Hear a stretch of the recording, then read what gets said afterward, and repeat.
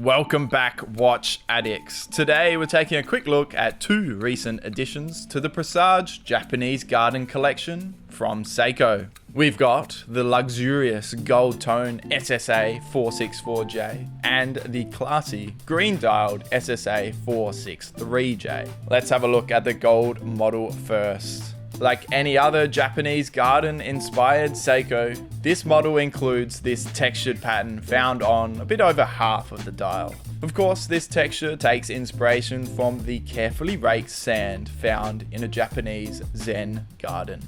Other dial details include a skeleton cutout where we can see parts of the movement ticking along, and above that, a 24-hour subdial. The stainless steel linked bracelet is two-tone thanks to these gold tone links, and the stamped and knurled crown is also that same gold tone. Overall, a very pretty watch.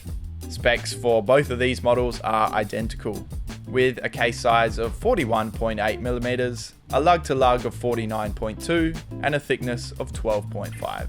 On my 16.5cm wrist, they are a bit big, but rest assured, if you have the average wrist size of an Aussie male, which is 18cm, you'll be wearing these just fine.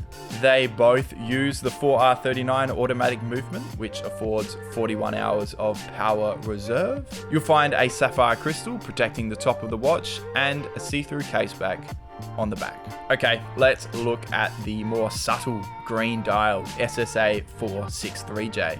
This one may not be as bright in appearance, but it is just as beautiful. That dark green dial uses the same textured pattern as the golden model, and overall they're pretty much the same watch but with different dial colors. We just get a simple stainless steel bracelet on this one, no two-tone, and that extends to the bezel and crown, which are just plain stainless steel. These Presage models are really good dress watches. They have great build quality and they look great from up close and afar. These would wear best with a more formal outfit, but you can of course dress it down with jeans and a shirt if that's what you prefer. So there you go, two sleek new additions to a fan favorite Seiko collection. What do we all think? Would you wear them? Would you buy them? Let me know in the comments down below. And don't forget to subscribe to the Watch Depot YouTube channel. Thanks for watching, and I'll catch you in the next one.